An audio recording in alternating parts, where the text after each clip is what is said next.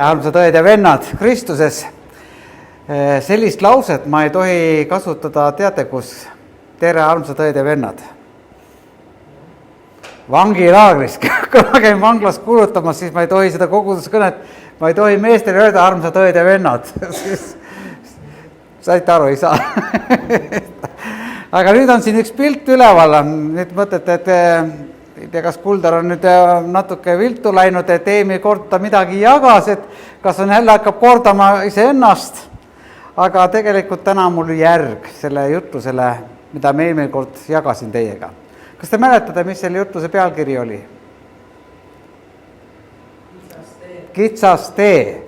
Nagu näete, tegelikult see on tohutu tore nagu maas iseenesest, kui vaadata inimese proportsiooni selle ristiga, et sealt välja tulla, siis ei ole kerge tulla tal, eks ole. Eks need nurgad jäävad segama sind, võib-olla hõõrub midagi ära, võib-olla tõmbab midagi verele, aga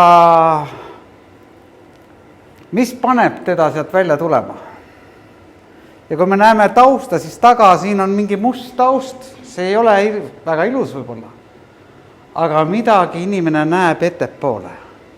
Ja see, mida ta näeb ette, see midagi nii ilusat, et ta on valmis võtma vastu neid kannatusi, mis see ristinurgad talle teevad. Ja sellepärast Jumala sõna ütleb ka, et uks on kitsas. Luuka evangeelium ütleb, et ka peame võitlema, et läbi minna sellest kitsast uksest. Kristus juurde tulla on väga kerge, me näeme seda pilti sealt, aga nüüd on vaja sinna minna. Ja see nõuab natuke rohkem jõudu ja energiat, millesse panna. Ja täna räägin teile sellistest asjast nagu nägemus. Kui ma olen Viljandi järve jooksu teinud ja ümber järve jooksnud, siis mul ei ole vaja nägemust. Eks ole? Mul tuleb üks soov ja tahtmine teha see asi ära ja teen selle asja ära. Püstitan oma eesmärgi, see saavutas, ma saavutan. Aga nüüd nägemus on midagi enamat. Kui järgmist pilti vaadata, kui visatakse sulle kuskil 2000 pusletükki ette ja öeldakse, pane kokku. Asi oleks päris keeruline. Ja sa võib mingid nurgad, aga kõik on segamini, ma ei tea, mis sellest tuleb. Aga kergema puslet panna siis kokku, kui sul on pilt silmades. Olete minuga nõus? Kui sul on pilt, siis sul on hea neid tükikesi kokku panna. Ja Jumal tahab anda ka meil ühte pilti, ühte nägemust. Kergem on liikuda, kui sul on nägemus. Ma mäletan, kui ma seda maja hakkasin ehitama või hakkasin katust vahetama ja siin seda metsa lõikama, seda ei olnud tee pealt näha.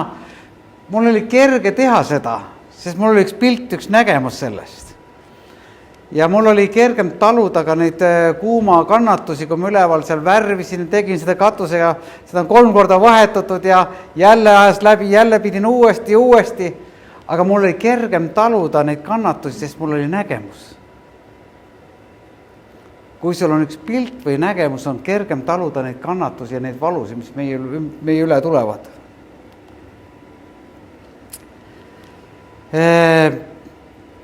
Selline isik nagu William Blake on kirjutanud, ma tunnen, et inimene saab olla selles maailmas õnnelik. Ja ma tean, et see maailm on kujutluste ja nägemuste maailm. Kõike, mida ma maalin, näen ma selles maailmas, kuid mitte kõik ei näe samamoodi. Kui sul on nägemus, pilt, kuhu liikuda, sa oled üks õnnelik inimene. Ja ma võtsin mõningad, võib-olla on hea, kui mõned, nagu nägin, see riste joonistus jääb meile rohkem meelde, siis ma võtsin ka täna mõned pildid lihtsalt, mida näidata teile. Selle pildi nimi on samuti nägemus. See maalitus 1872 ja kui sa seda pilti vaatab, paneb tohutud mõtlema, mis asja küll kunstnik siin näeb. Kuidas ta kirjeldab seda nägemust? Ja tekib küsimus, ma ei ole seda pilti nagu nii väga tõsiselt uurinud, et keda see kunstnik siis maalib siin. Me näeme, et siin nunn on jäänud pikali maha, eks ole. Kas ta on nüüd surnud või on ta elab, paistab, et silmad on lahti, võib-olla ikkagi elab. Siin on piibel, siin on asjad, mul mõtles äkki see Püha Brigitta, kes on seal maal, sest siin on ka teatud siin palvekamber siin selja taga. Kristus on risti pealt ühe näpp käe lahti võtnud, siin on iga asi, mida võiks seletada tundide viisi.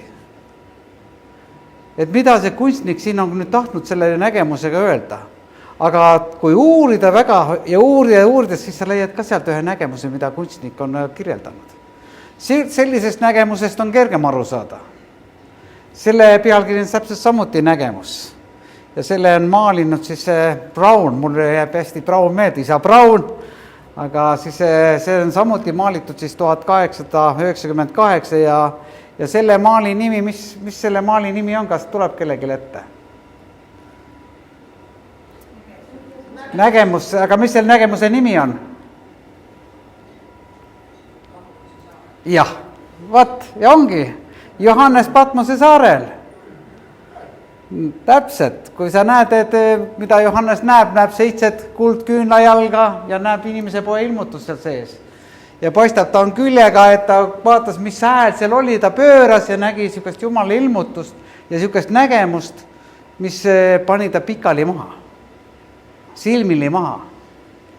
Sest see oli nii suur nägemus ja tegelikult ilmutuste raamat on nagu kogumik Johannese nägemustest. Ta räägib tulevikku.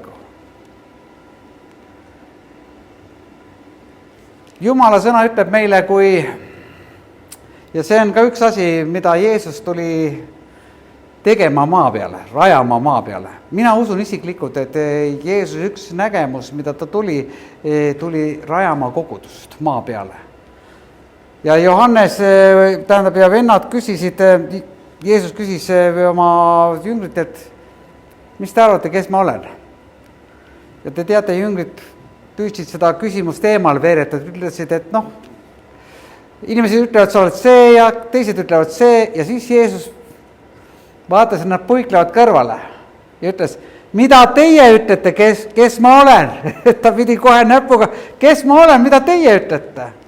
Ja siis Peetrus ütles, sina oled Jeesus, Messias, et sina oled Jeesus, Jumal. Ja mida Jeesus ütles? Peetrus. Selle peale ma ehitan oma koguduse ja põrgu väravad ei võida seda.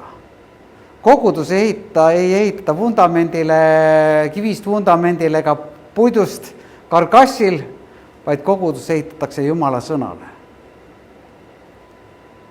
Aga tähtis on ka ruum, kus me oleme. Ma mõtlen, et Jeruusalemmas oleks täna hea välisteenistus teha, 27 kraadin sooja. Ja seda ta näitab tegelikult 11 päeva järjest. 28, 27, 28. Seal on kerge teha väljas teenistust.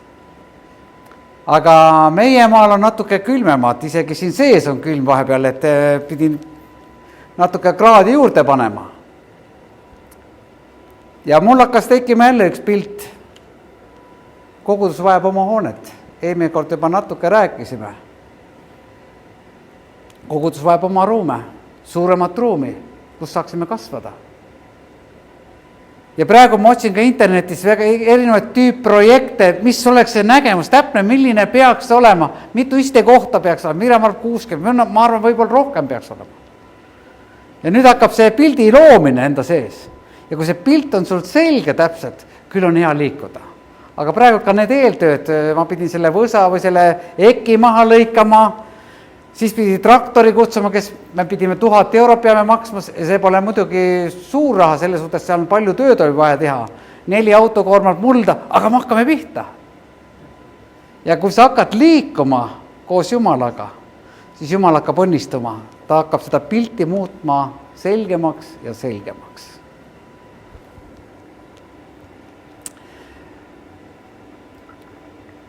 Nii et meie ei ehita kogudust puidust ega kivist, vaid me ehitame koguduse Jumala sõnale. Jumal, Jeesus on Jumal. Ja sellele fraasile me jääme, aga see fraas annab meile jõudu liikuda edasi. Sest see nägemus ei ole mitte ainult minu nägemus, see on Jumala nägemus, aga minul on eesõigus olla tema nägemuses. Tema olemuses, mida Jumal tahab meie elus teha.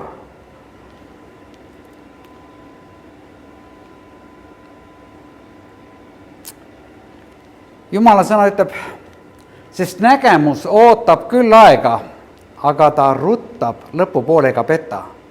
Kui ta viibib, siis oota teda, sest ta tuleb kindlasti ega kõhkle. Me olime Mirjamiga Inglismaal ja seal oli üks, nad hakkavad ka see kogudus, kes meil sõbrad on, nad hakkavad uut suuremat kogudust ehitama. Neil on 800 liiget, neil on iga pühapäeval 2 teenistust ja see kogudus kiiresti kasvav. Isegi seniorite grupp on kasvanud 15 pealt 50 peale väga kiiresti. Nii et seal on nagu siuke töö käimas ja nemad on ka valmis siis hakkama uut kogudust ehitama ja siis enne seda, kui neil oli siukene aastapäeva pidu, siis üks mees rääkis, ma ei mäleta, mitu aastat tema juba ehitab uut kogudust. 9. Üks ütles, et ma juba 9 aastat ehitan kogudust, aga kannatlik. Jah, see nägemus viibib, aga ta kindlasti rutab sinna lõpu poole, ta võtab natukene aega. Ja ka see töö, mida me alustame, tegelikult minu nagu arusaamine oli, et mina ei pea seda ehitama, seda ehitab järgmine põlvkond.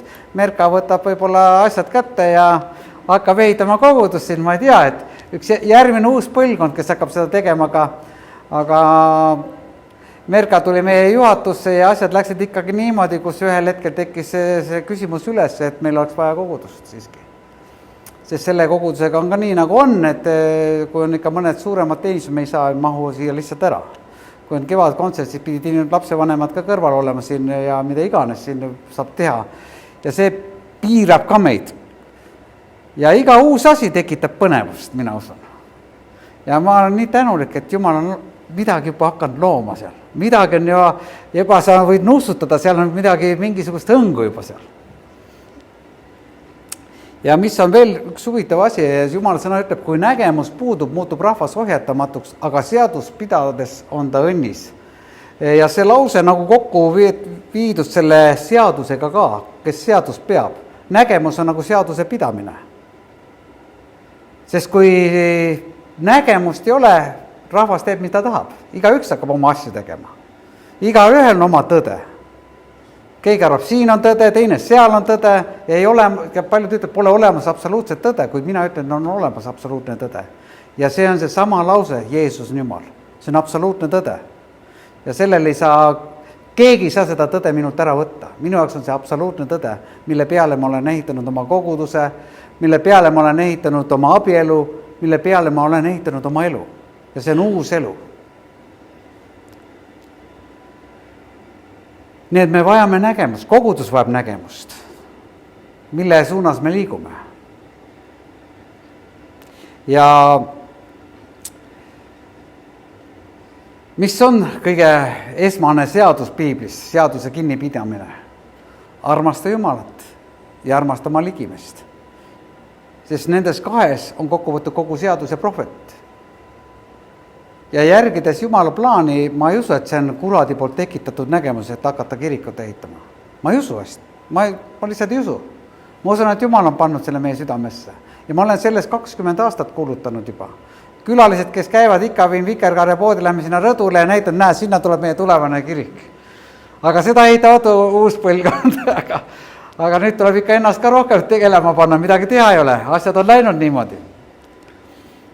Aga kindlasti me saame oma koguduse ruumid. Ja nägemus peab olema midagi, mis teenib armastusega ligimest ja Jumalat. Nägemus pole selline, et ma teeksin omale nime. Paneme sinna siis Kuldtahvli ja Kuldari järve sinna alla kindlasti, et nüüd on Kuldari kirik. Rahvas hakkab nagu nii nimetama Kuldari pood ja Kuldari kirik. Aga ei, mina olen null sellega seal mitte keegi praktiliselt, kes lihtsalt annab väikese asja oma panuse. Ja nägemus ei ole oma nime tegemine, vaid see on kooskõlas Jumala sõnaga. See on kooskõlas pühavaimu liikumisega, see on kooskõlas inspireeritud Jumalas vaimust ja sa tunned rõõmu sellest liikumises. Kui sul on nägemus, sa lihtsalt lähed ja naudid seda, mida sa teed.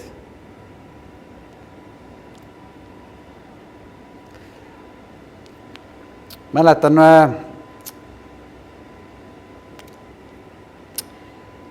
et vaatasin õige mis need õige kirja sõnaraamatus ka, mis oli 2018 välja antud, mis see nägemus on.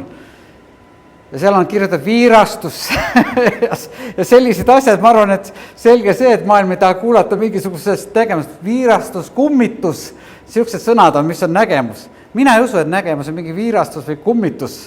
Kui ma hakkaksin rääkima minu viirastusest või minu kummitusest, see oleks nagu rumal. Nägemus on selge, mis on vaimust üle antud, Jumala poolt. Aga ta võib olla ka kuradi poolt. Aga selleks ongi meil Jumala sõna, et see nägemus läbi katsuda. Ja kui sa oled läbi katsunud ja koged, see on Jumalast, siis anna minna, siis tuleb liikuda. Aga täna tahaksin veel rääkida ühest nägemusest ja jagada teiega, armas kogudus, et me kõik saaksime sellesse nägemusse tulla. Ja tegelikult ma ei tahaks, et ka see koguduse või kiriku rajamine oleks nagu ühe inimese teha, see on meie kõigi töö ja tegevus.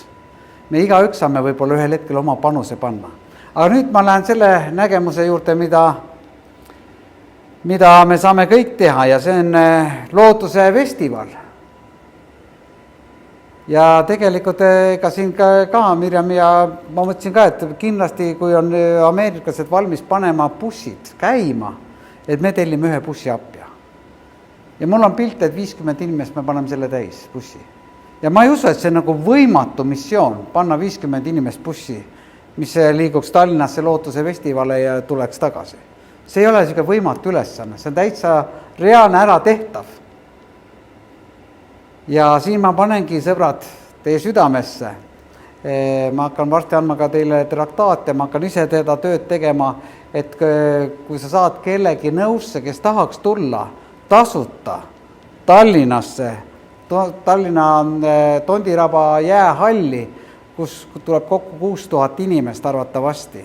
Ja kus tuleb tippkontsert nii eestlaste kui välismaalaste poolt, kes laulavad kristlikke laule ja seal on üks vägev ka jumalamees, kes kuulutab Jumala sõna. See toimub 18.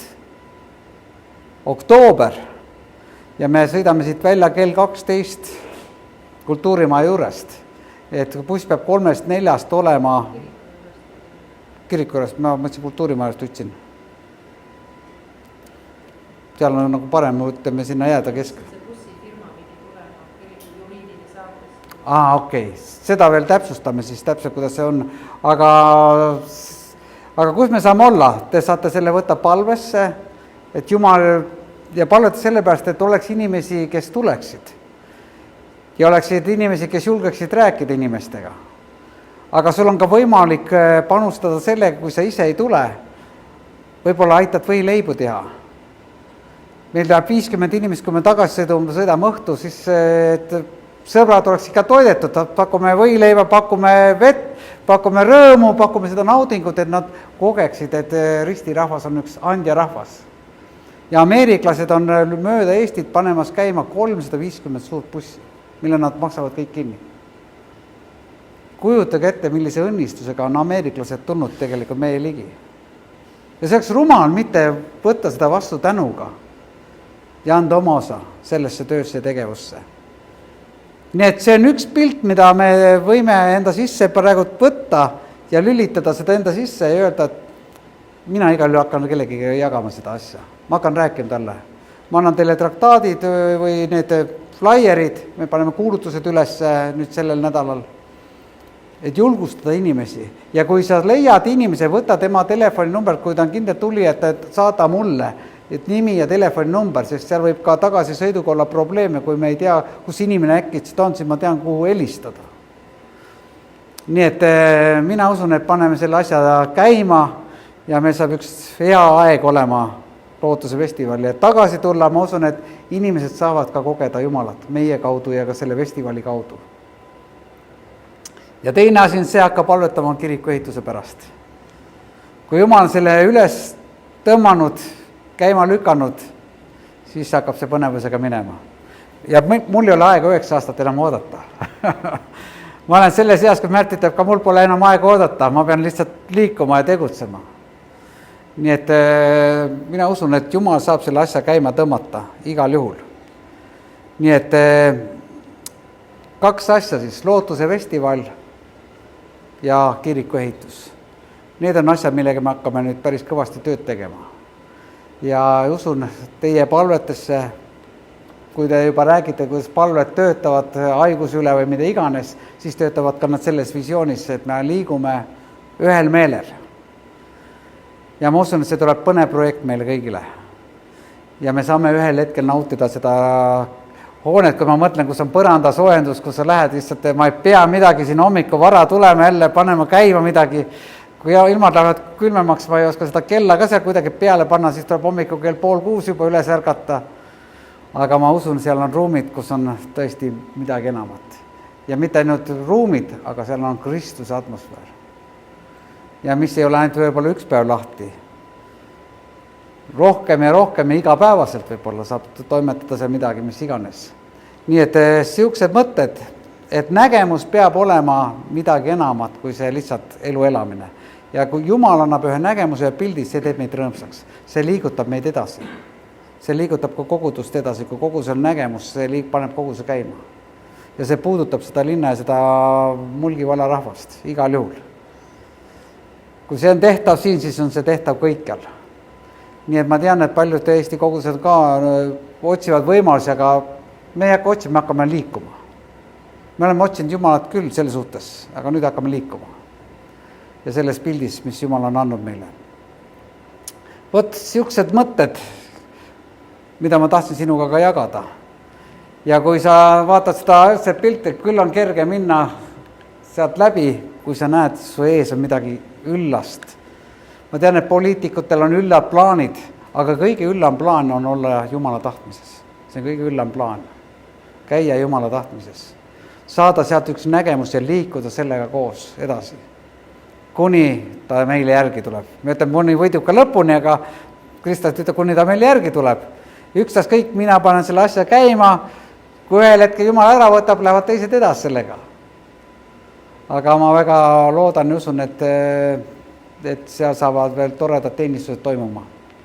Nii et tahtsin siit julgustada nende mõtetega ja selle reaalse eluga, mis meie ümber toimub. Nii et esmalt praegu ka Lootuse festivali pärast on vaja tugevaid palveid, nii naiste kui meeste poolt me vajame palveid, et need palved kannaksid ja me saaksime 50 inimest kokku. Ja ma ütlen, et julgustage inimesi, ja inimene ei pea maksma ja kes ei tule, äkki saate aidata sellega, et mina olen valmis võileibu tegema, mina olen valmis nii palju leibu tegema. Et võtame ka väikse söögikoti kaasa, et pärast, kui me tuleme, on hea sõpradele anda. Ja ma usun, et see jätab ühe jälje nende südamesse. Ja nii nagu Taana ütles, armastusega külvatud seeme läheb kindlasti kasvama. Läheb kindlasti kasvama, kui me seda armastuses teeme. Nii et soovin oma poolt kõigile Jumala õnnistust ja toredat minemist, sest tema nägemuses. Aamen!